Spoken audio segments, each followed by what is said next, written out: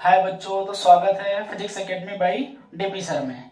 तो इससे पहले मैं प्रकाश के वैद्युत प्रभाव की जो व्याख्या कर चुका था और वैद्युत प्रभाव की व्याख्या में मैं बता चुका था सारी चीजें। पार्ट 1 मेरा आ गया, पार्ट 2 में उसी के आगे मैं पढ़ाऊंगा। तो हम बता दिए कि जब किसी जो है धातु के पृष्ठ पर किसी भी प्रकाश को आपतित कराया जाता है तो उससे जो है इलेक्ट्रॉनों का उत्सर्जन होता है। ठीक है, उन इलेक्ट्रॉनों को फोटो इलेक्ट्रॉन बोलते हैं तथा उनसे जो धारा प्रवाहित होती है उस धारा को प्रकाश वैद्युत धारा बोलते हैं। लेकिन इसके बाद में ये भी बताया था कि अगर प्रकाश की तीव्रता को बढ़ाएंगे तो उसकी तीव्रता बढ़ाने पर इलेक्ट्रॉनों के उत्सर्जन की दर बढ़ जाती है, बल्कि काइनेटिक एनर्जी पर, गतिज ऊर्जा पर कोई प्रभाव नहीं पड़ता है। इसके बाद उसके अगले वाले पॉइंट में मैं ये भी बताया था कि यदि प्रकाश की आवृत्ति बढ़ा देते हैं तो इलेक्ट्रॉनों की काइनेटिक एनर्जी मतलब गतिज ऊर्जा बढ़ जाती है, बल्कि इलेक्ट्रॉनों के उत्सर्जन की दर पर कोई प्रभाव नहीं पड़ता है। हम लोग को पढ़ना उसके आगे निरोधी विभव। निरोधी विभव पढ़ेंगे हम लोग। निरोधी विभव क्या होता है? तो हम उसमें दो प्लेटें ली थी, एक प्लेट पॉजिटिव वाला लिए थे और एक प्लेट हमने नेगेटिव वाला ले रखा था। ठीक है, तो एक को मान लेते हैं कि P1 प्लेट है और एक को मान लेते हैं कि P2 प्लेट है। P1 प्लेट और P2 प्लेट को जो वैक्यूम से ये घेरा गया था, ये वैक्यूम लगाया गया था यहाँ पर। ये एक तरह का वैक्यूम है जिसमें निर्वात है एकदम, ये वैक्यूम है। और इसके बाद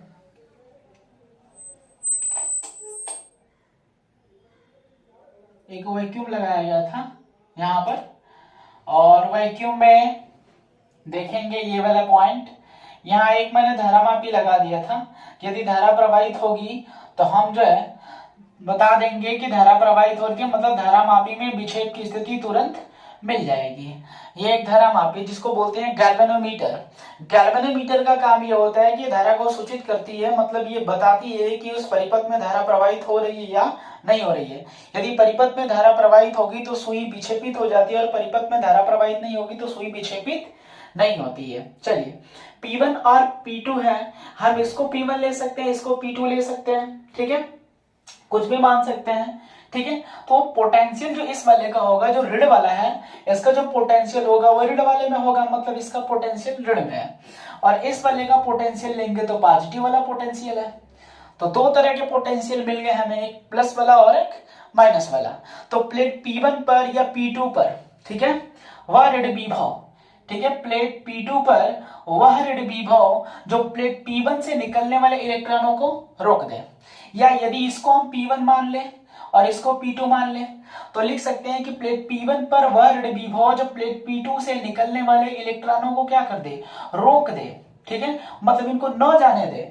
तो इसका जो पोटेंशियल होता है, इस पोटेंशियल को बोलते हैं निरोधी विभव। इसको क्या बोलते हैं? निरोधी विभव। ठीक है, फिर से सुन लेंगे कि प्लेट P1 पर वह ऋण विभव जो प्लेट P2 से निकलने वाले इलेक्ट्रॉनों को क्या कर दे, रोक दे। रोक देने का मतलब इस पर ना जाने दे। जब ये नहीं जाएगा तो इसका जो पोटेंशियल है, इस पोटेंशियल को बोलते हैं निरोधी विभव। यही पोटेंशियल इससे निकलने वाले इलेक्ट्रॉनों को क्या कर रहा है, रोक रहा है, इसलिए इसको बोलते हैं निरोधी विभव। ठीक है, इसका सूत्र हम लिख लेते हैं कि मान लेते हैं कि यदि उत्सर्जित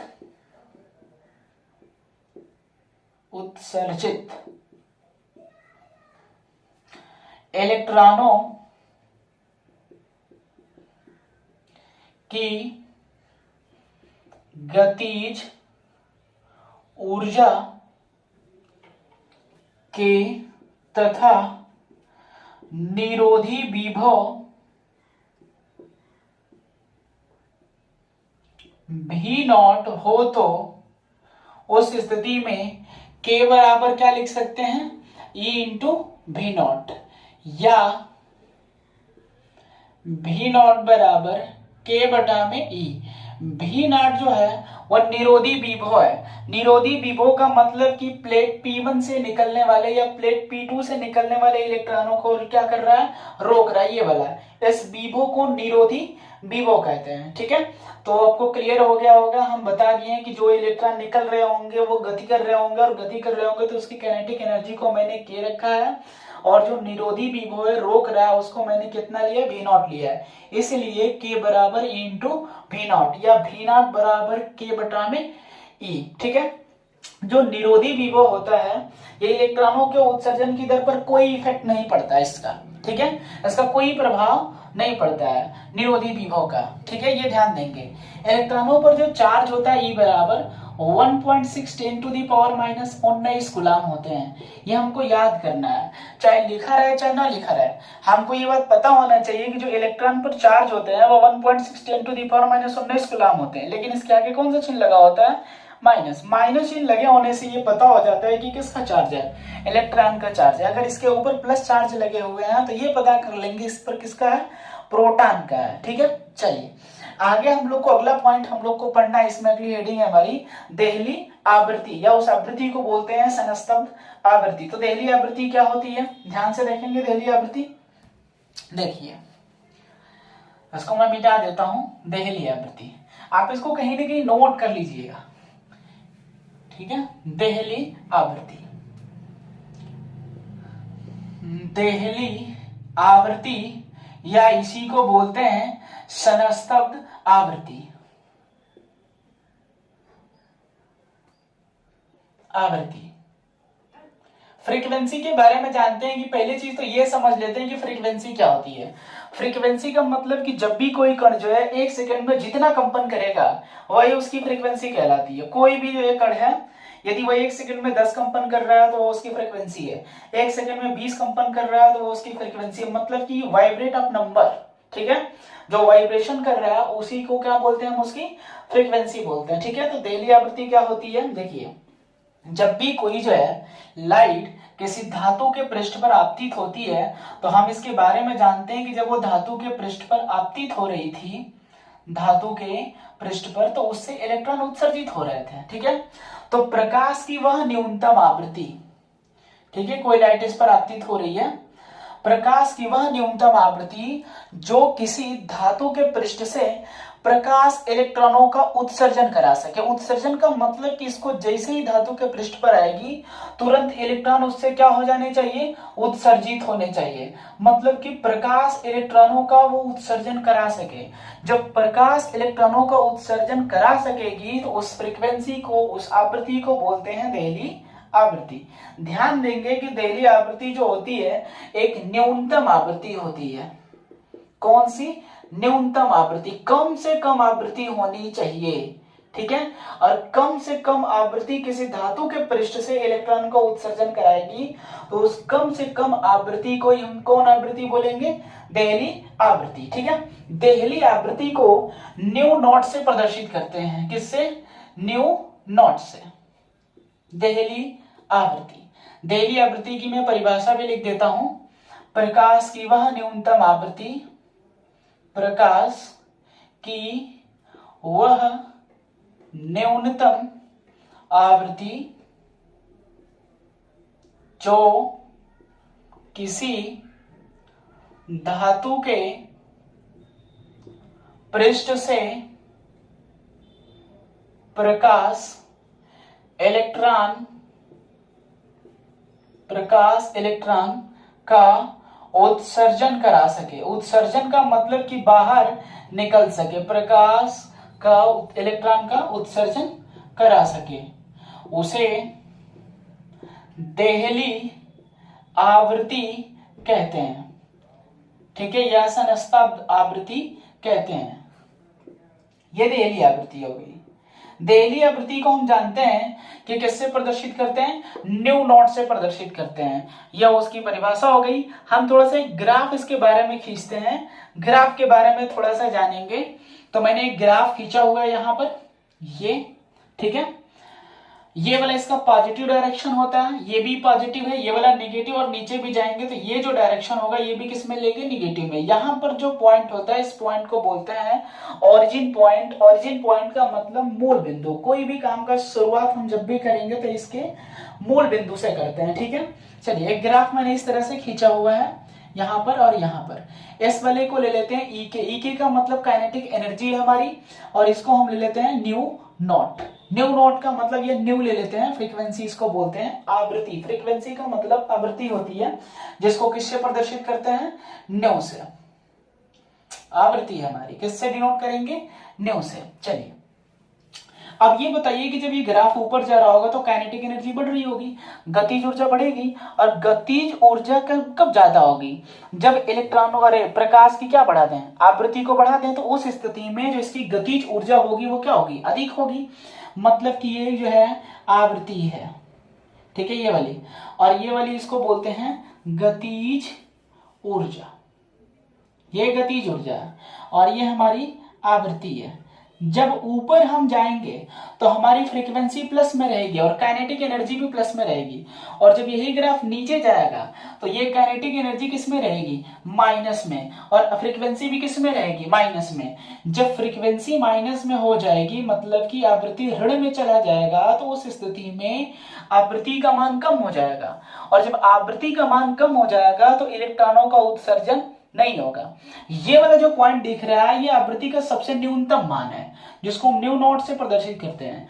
अगर ये वाली आवृत्ति जो है किसी धातु के पृष्ठ पर पड़ेगी तो उससे इलेक्ट्रॉन उत्सर्जित होंगे, लेकिन इससे नीचे वाली जो है आवृत्ति पड़ रही होगी तो उससे इलेक्ट्रॉनों को उत्सर्जन नहीं होगा, क्योंकि ये फ्रीक्वेंसी किसमें हो गई है, माइनस में, और ऋण में होने का मतलब एक न्यूनतम मान से ये फ्रीक्वेंसी का हो गई है, कम हो गई है। जब फ्रीक्वेंसी कम हो गई है तो उससे जो है प्रकाश इलेक्ट्रॉन उत्सर्जित नहीं होंगे, लेकिन न्यू से उत्सर्जित हो जाएंगे, क्योंकि न्यू इसकी तुलना में अधिक है। तो इस न्यूनतम मान को हम बोलते हैं देहली आवृत्ति।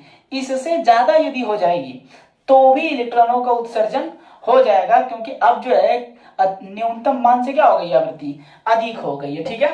तो इसको कौन सी आवृत्ति बोलते हैं, देहली आवृत्ति, ठीक है। देहली आवृत्ति के बाद हम लोग जो इसी से संबंधित एक और जो है टॉपिक पढ़ेंगे, जिसको बोलते हैं देहली तरंगदैर्घ्य, ठीक है। तो देहली तरंगदैर्घ्य को भी देख लेते हैं कि देहली तरंगदैर्घ्य क्या होता है। आप स्क्रीनशॉट इसको ले लीजिएगा और इसको नोट कर लीजिएगा कहीं ना कहीं। चलिए, देहली तरंगदैर्घ्य,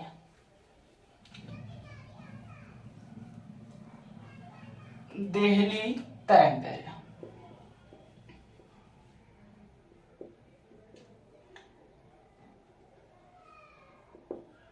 तरंगदैर्घ्य, तरंगदैर्घ्य का मतलब आप लोग जानते होंगे, तरंगदैर्घ्य प्रकाश से संबंधित है, और तरंगदैर्घ्य के बारे में आपको बता दिया होगा पहले जब लाइट पढ़ाया गया होगा तब, ठीक है। चलिए, देहली तरंगदैर्घ्य क्या होता है, देखिए ध्यान से। जब फ्रीक्वेंसी हमारी न्यूनतम होगी तो तरंगदैर्घ्य हमारा उसी के संबंध में अधिकतम हो जाएगा, ठीक है। जो भी कम से कम फ्रीक्वेंसी की आवृत्ति, अरे कम से कम आवृत्ति की प्रकाश जो है उस धातु के पृष्ठ पर आपतित हो रही थी, तो उससे संबंध में यदि तरंगदैर्घ्य को देखेंगे तो तरंगदैर्घ्य का मान अधिकतम होगा, क्योंकि हम जानते हैं कि न्यू बराबर सी बटा में कितना होता है, लैम्डा, या लैम्डा बराबर क्या लिख सकते हैं, सी बटे में न्यू। फ्रीक्वेंसी का मान यदि कम होगा तो तरंगदैर्घ्य अधिकतम होगा, और जो फ्रीक्वेंसी धातु के पृष्ठ पर आ रही थी मतलब कि प्रकाश की आवृत्ति वो एक न्यूनतम मान थी, मतलब कि देहली आवृत्ति थी, तो उससे संबंधित जो तरंगदैर्घ्य मिलेगा वो देहली मिलेगा। लेकिन ये मान कम है तो ये मान क्या मिलेगा, अधिक मिलेगा। तो हम थ्योरी में इसको लिखेंगे प्रकाश का वह अधिकतम तरंगदैर्घ्य, प्रकाश का वह अधिकतम तरंगदैर्घ्य जो किसी धातु के पृष्ठ से प्रकाश इलेक्ट्रॉनों का उत्सर्जन करा सके,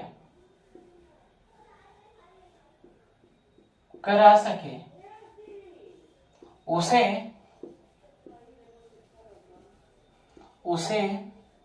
देहली तरंगदैर्घ्य कहते हैं, देहली तरंगदैर्घ्य कहते हैं। देहली तरंगदैर्घ्य को लैम्डा नॉट से प्रदर्शित करते हैं, देहली तरंगदैर्घ्य को लैम्डा नॉट से प्रदर्शित करते हैं, या देहली तरंगदैर्घ्य सीधे सीधे लिख देंगे लैम्डा नॉट। मतलब कि किससे रिप्रेजेंट करते हैं इसको, लैम्डा नॉट से रिप्रेजेंट करते हैं। तो लैम्डा नॉट बराबर यदि हम फार्मूला लिखें तो लैम्डा नॉट बराबर सी बटे में क्या लिख सकते हैं, न्यू नॉट, ठीक है। जिसको देहली तरंग दैर्ध्य बोलते हैं, और न्यू नॉट को बोलते हैं देहली तरंग दैर्ध्य। सी जो है ये प्रकाश की चाल है, और सभी लोग जानते हैं कि जो प्रकाश की चाल होती है वो 3 × 10⁸ मीटर प्रति सेकेंड होती है, ठीक है, हवा या निर्वात में। लेकिन अन्य किसी मीडियम में जब ये जाती है तो इसकी स्पीड जो होती है वह इससे क्या हो जाती है, कम हो जाती है, ठीक है। तो देहली तरंग दैर्ध्य आपको समझ में आ गया होगा। जब हमने देहली तरंग दैर्ध्य पढ़ लिया, देहली आवृत्ति पढ़ लिया, तो कार्यफलन के भी बारे में पढ़ेंगे कि वर्क फंक्शन क्या होता है। तो ध्यान देंगे कि वर्क फंक्शन क्या है, वर्क फंक्शन को भी पढ़ लेंगे हम, ठीक है। आप इसको कहीं ना कहीं स्क्रीनशॉट ले लीजिएगा और लेने के बाद इसको नोट कर लेंगे। हम इधर ही कार्यफलन के बारे में बता देते हैं कि कार्यफलन हमारा क्या होता है।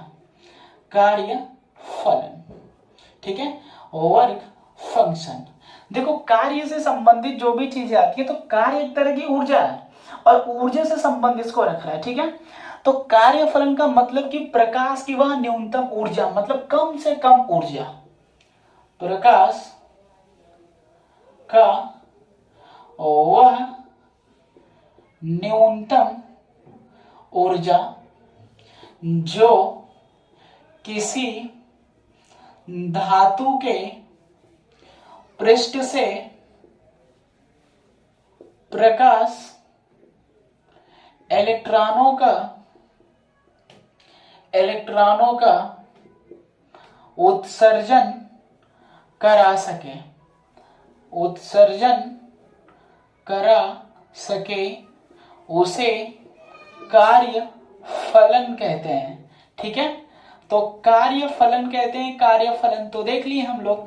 कार्यफलन को डिनोट करते हैं W0 से, कार्यफलन W0, और कार्यफलन W0 बराबर H न्यू नॉट। H को बोलते हैं प्लांक नियतांक, और इस प्लांक नियतांक का मान जो होता है वह फिक्स होता है 6.6 × 10⁻34 जूल सेकेंड, ठीक है। W0 बराबर H न्यू नॉट, H को बोलते हैं प्लांक नियतांक, और प्लांक नियतांक का मान 6.6 × 10⁻34 जूल सेकेंड होता है, ये फिक्स होता है। न्यू नॉट के बारे में जानते हैं कि न्यू नॉट हमारी देहली आवृत्ति है। जब आवृत्ति हमारी न्यूनतम होगी तो जो ऊर्जा होगी हमारी, कार्यफलन मतलब वर्क फंक्शन, जो प्रकाश की क्या है, एक तरह की न्यूनतम ऊर्जा है। तो ये मान कम होगा तो ये वाला भी मान कम होगा, और ये वाला मान ज्यादा होगा तो ये वाला मान ज्यादा होगा। परंतु हमें जो है परिभाषा में यही बता दिया गया है कि जो फ्रीक्वेंसी होनी चाहिए वो एक न्यूनतम मान एकदम कम से कम होनी चाहिए, जो धातु के पृष्ठ से इलेक्ट्रॉनों का उत्सर्जन करा सके।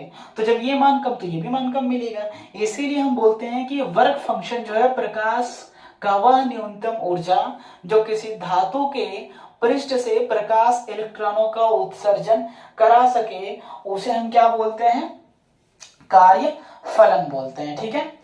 कार्यफलन हो गया, देहली आवृत्ति हो गया, देहली तरंग दैर्ध्य हो गया, फिर इसके बाद निरोधी विभव हो गया। तो मैंने 4 पॉइंटों को जो है बता दिया है। ये पार्ट 2 है। पार्ट 3 में हम जो है तरंग के सिद्धांत के बारे में बताएंगे कि तरंग सिद्धांत की विफलताएं क्या थी, इनकी सफलताएं क्या थी, आइंस्टीन के प्रकाश वैद्युत समीकरण क्या थे, ये सारी घटनाएं हम उसमें बताएंगे पार्ट नंबर 3 में, ठीक है। तो वीडियो को देखते रहिए, इसको लाइक कीजिए, सब्सक्राइब कीजिए और शेयर कीजिए, और अधिक से अधिक शेयर कीजिए। आपसे मैं ये मेरा रिक्वेस्ट है, ठीक है।